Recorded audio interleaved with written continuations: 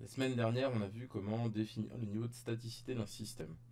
On a aussi vu comment savoir si on pouvait travailler sur la théorie des poutres, comment on utilisait la relation de Schall dans l'application des systèmes treillis, et comment on appliquait des charges sur un système de dalle sur 4 appuis.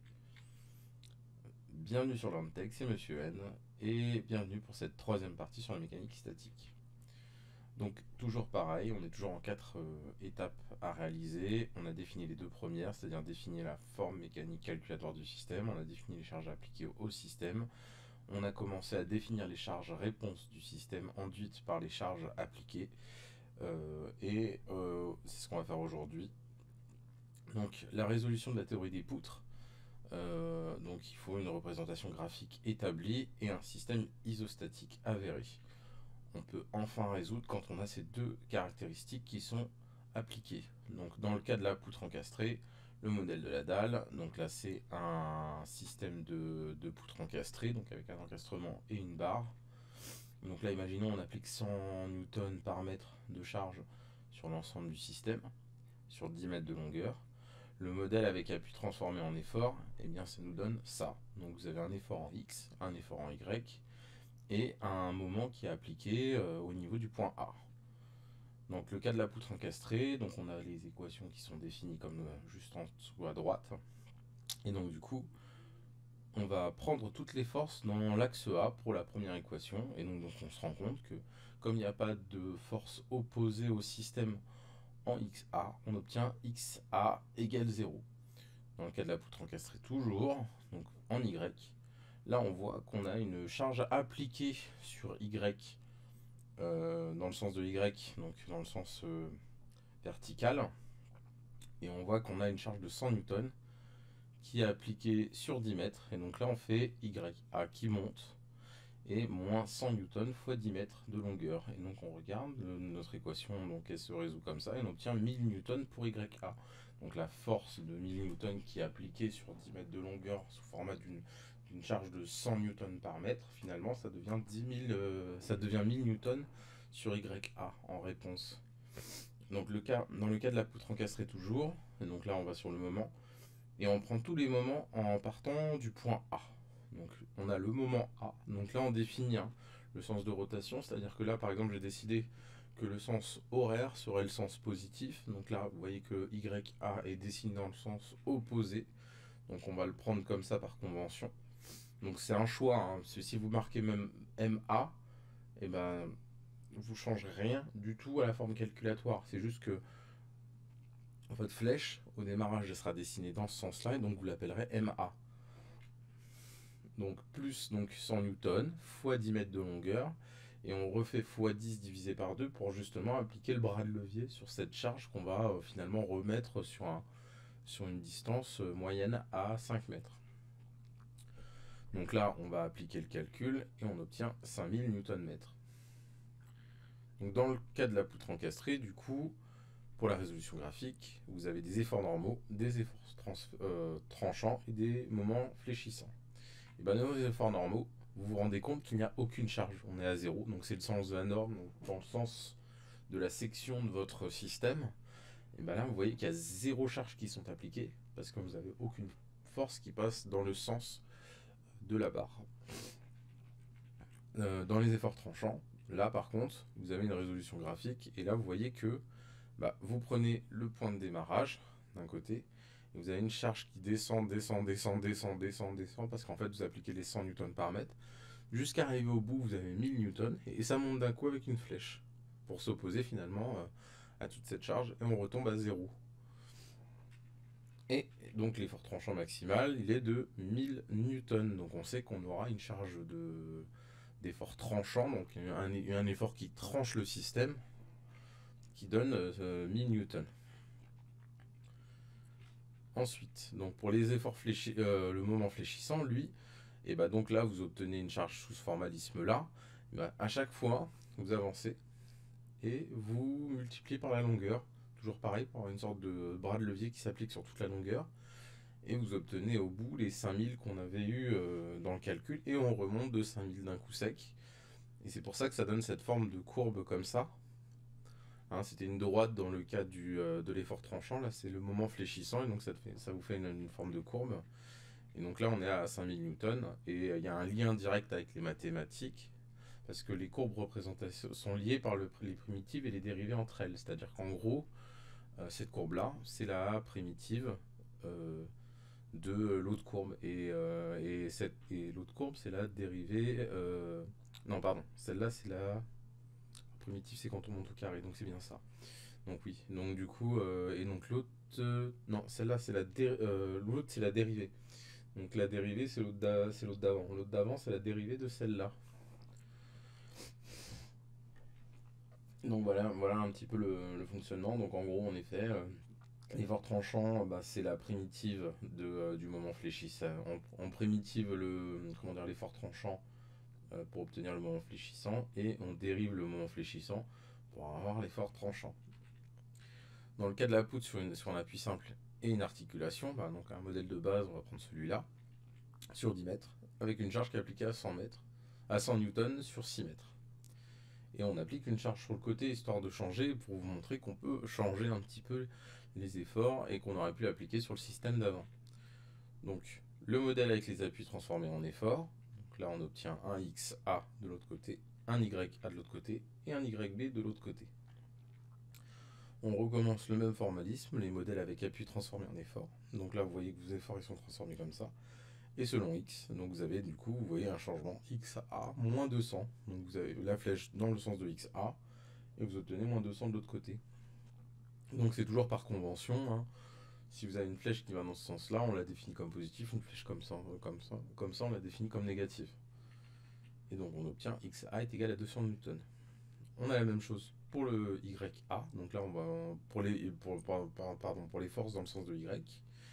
Et donc YA moins 1000 et plus YB. Et vous obtenez YA plus YB est égal à 1000 newtons. Et là, c'est là que vous avez un problème, parce que vous ne pouvez pas résoudre si vous n'avez pas la troisième équation. Et donc la troisième équation, on va l'utiliser. Et on obtient ça. Donc on commence, j'ai décidé par convention de faire l'effort en A. Et donc là, vous voyez, ça m'annule déjà XA et YA. Donc XA fois 0 parce que vous n'avez pas de bras de levier. YA fois 0 parce que vous n'avez pas de bras de levier. Moins 1000 fois 6. Toujours pareil par convention. Je décidais que ce sens de rotation serait négatif dans ce sens-là. Dans le sens anti-horaire. Là, bizarrement, donc j'ai choisi. Hein, c'est un choix de ma part. Je fais ce que je veux. Par contre, il faut que je m'y tienne jusqu'au bout. Donc on applique... comme on le souhaite, mais il faut faire attention et bien définir par rapport au sens des flèches quand on a défini. Vous avez ensuite donc 200 newtons qui est toujours sur l'axe de Y, de A, donc du point A. Donc votre Y, s'il était décalé un peu au-dessus, bah, vous auriez un bras de levier. Là, vous n'avez aucun bras de levier parce que votre charge de Y, elle s'applique sur XA directement. Donc on obtient 0. Et YB fois 10. Donc on obtient ce calcul, puis ce calcul, et on obtient 600 newtons d'application en charge linéaire. Vous voyez que en fait l'effort en fait il est même pas représenté sous format de moment. Il n'y a pas besoin d'avoir un moment obligatoirement à la fin. Ça va nous donner juste le YB. Et donc du coup, on va pouvoir définir grâce à l'autre équation que YA est à 400 newtons. Donc on va recommencer les modèles de réflexion graphique. Et donc là la résolution graphique, toujours avec les efforts normaux, les efforts tranchants et les moments fléchissants. Et donc pour les efforts normaux, vous allez obtenir une résolution graphique sous le formalisme suivant. Donc c'est-à-dire que vous êtes à moins 200 au bout de la barre, vous descendez de 200, vous glissez doucement jusqu'à l'autre point et vous remontez de 200. Donc c'est bien l'effort, c'est bien ces deux efforts-là, l'effort qui est ici et l'effort qui est ici, qui sont pris en compte. On ne prend pas cet effort-là. C'est toujours dans le sens de la norme, c'est-à-dire qu'on applique une charge. Cette charge, elle est appliquée sur toute la longueur, et dans l'autre sens, elle y est opposée. Donc en fait, on aurait pris dans un sens comme dans l'autre, on obtenait le même résultat. Ensuite, donc les efforts normaux maximaux sera moins 200 newtons ou 200 newtons. Ça ne change pas grand-chose dans la résolution. Si c'est un système, on va dire type métallique, il faut définir si c'est une compression ou une traction. Donc là, par exemple, c'est le cas d'une compression. Donc votre système en compression, il est à 200 newtons, vu qu'il y a une flèche d'un côté, une flèche de l'autre qui s'appuient l'une vers l'autre. Si vous étiez dans le cas d'une charge qui s'appliquait dans l'autre sens, ce serait une traction. Donc l'effort tranchant, on va faire la même chose et on obtient ce type de graphique là, cette forme de courbe qu'on peut, c'est pas une courbe, c'est ce graphique là. Donc là vous montez de 600 newtons comme sur le système, vous descendez de 1000 newtons et vous remontez de 400 newtons. Vous voyez que les deux volumes là en fait, bah, les deux volumes ils s'annulent, c'est-à-dire que vous faites 400 x 6 et 600 x 4, vous obtenez le même résultat. Donc les efforts tranchants l'effort tranchant maximal est de 600 newtons. Donc on applique au maximum sur les systèmes 600 newtons de charge en tranchant. Le moment fléchissant, et bien là on obtient ce formalisme là. Donc en fait on avance toujours avec le système de bras de levier, logique de bras de levier. Donc au départ on est à 0 parce qu'on est à 600 newtons x 0, puis après on avance au fur et à mesure de la barre. Donc là vous voyez juste ici, et bien là vous avancez de peut-être 0,5, bah, vous faites 0,5 fois fois 600 et ainsi de suite jusqu'à monter jusqu'en haut ici. Vous obtenez votre maximum qui est à cet endroit là au final. Puis après vous redescendez de l'autre côté jusqu'à 0 newton. D'accord, parce que vous avez donc du coup la première flèche qui est prise en compte, et à partir d'ici vous commencez à prendre l'autre flèche en compte dans l'autre sens. Et comme vous voyez qu'elle est un peu plus grande, bah évidemment vous commencez à descendre. Et quand vous arrivez tout au bout, vous revenez à 0. C'est comme ça qu'on obtient le moment fléchissant pour ce cas-là particulier. Et donc là, vous voyez, on prend l'effort et on va le descendre sous ce formalisme-là de calcul. Donc là, vous faites 600 fois x. Donc vous décidez de partir de là. Vous faites 5 par exemple 1 mètre, 2 mètres, et ainsi de suite jusqu'à arriver ici. Et ensuite, après, on utilise cette équation-là, qui est légèrement différente, mais qui vous permet de rajouter justement les 1000 newtons. Donc le moment fléchissant maximum du système est à 2400 Nm. Donc toujours le lien avec les mécaniques, la mécanique, toujours le même lien avec les mathématiques, les courbes représentatives sont liées entre les primitives et les dérivées entre elles. Donc pour la relation de Schall, c'est un peu différent, représentation graphique établie toujours, vous savez que vous avez fait votre représentation graphique avec vos barres et vos flèches, etc. Votre système est isostatique avéré, c'est-à-dire grâce aux équations qu'on a vues dans les deux tableaux au niveau des systèmes treillis, et on peut enfin résoudre du coup. Et les relations de Schall, bah, vous voyez, le modèle de base, c'est ça, par exemple. Je vous donne un exemple très simple. Les modèles avec l'appui transformé en effort, donc là vous transformez vos efforts et vous voyez que vous avez du coup en bas des appuis simples qui sont YA et YB. Vous avez fait votre équation avant, votre calcul, et vous avez défini que sur votre système était isostatique. On lui applique 1000 newtons de charge en haut. Vous avez 4 mètres de longueur de 4 côtés. Ça aurait pu être totalement différent, mais c'est un choix pour cet exemple-là. Et définir l'état de compression ou de traction. Bah, vous regardez, vous vous doutez bien que quand vous appliquez une charge en haut, les deux barres sur les côtés vont être en compression et la barre d'en bas, elle va finalement être en traction. Parce que quand vous chargez, vous êtes en compression ici. Et là, ça a tendance à faire tirer votre système comme ça. Donc voilà. Et donc la résolution graphique et la résolution numérique sont totalement possibles. Donc si vous regardez, bah oui, vu que vous connaissez les sens des charges qui sont appliquées. Alors il faut savoir un truc, c'est que dans le sens, dans la barre en fait, finalement, vous allez avoir l'opposé qui s'applique.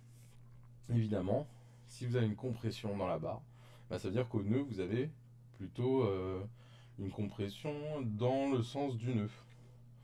Donc là, vous voyez, c'est comme ça que ça se définit. Vous avez défini une compression. On va faire l'opposé, mais sur le nœud. C'est-à-dire qu'à cet endroit-là dans le nœud, on va résoudre déjà. Et donc là, dans le nœud, bah, on a l'opposé de cette charge-là. Parce qu'évidemment, une force appliquée dans ce sens-là, bah, l'opposé dans le nœud, parce qu'il faut bien compenser pour être à 0 au niveau du système à cet endroit-là, bah, vous appliquez la charge rouge qui est dans l'autre sens. Pour que le nœud soit aussi en compression. Et donc là, vous voyez que vous pouvez obtenir un graphique sous ce formalisme-là avec ces deux flèches-là. Et donc le modèle avec les appuis qui sont transformés en efforts.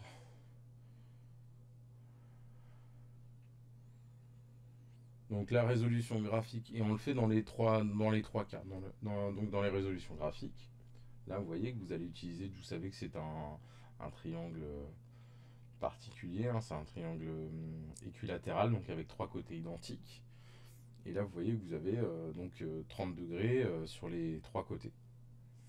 Et donc du coup, vous allez pouvoir utiliser ce formalisme d'équation. Alors c'est pas 30 degrés, c'est 60. Alors je sais pas pourquoi j'ai fait une erreur sur le calcul. Parce que c'est 60, 60, 60 pour obtenir 180 pour la somme des triangles. Oui, si, je sais pourquoi. Bah, parce qu'en fait, on va travailler sur des demi-triangles. Et donc, comme on veut faire un triangle rectangle, et ben en fait, on va faire un trait comme ça au milieu. Vous avez votre rectangle. Vous savez que vous êtes dans le cas où, donc, du coup, l'opposé est ici. Dans ce sens-là, vous avez l'adjacent et l'hypoténuse dans ce sens-là. Et donc, du coup, vous pouvez appliquer votre charge, 1000 newtons, hypoténuse.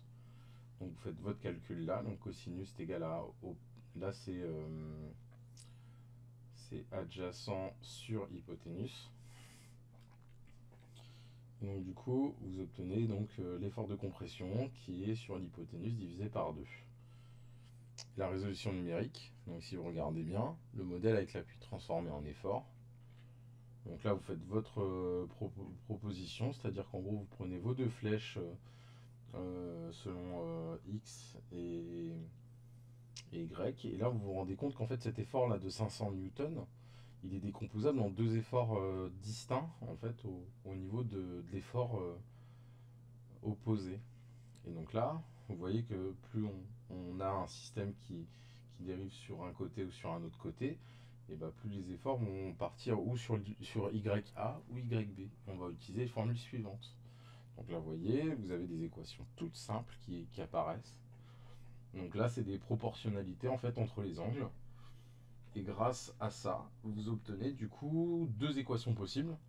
Et puis après, vous pouvez directement faire une soustraction pour obtenir l'autre point d'appui. Donc ça, c'est une possibilité pour obtenir vos efforts.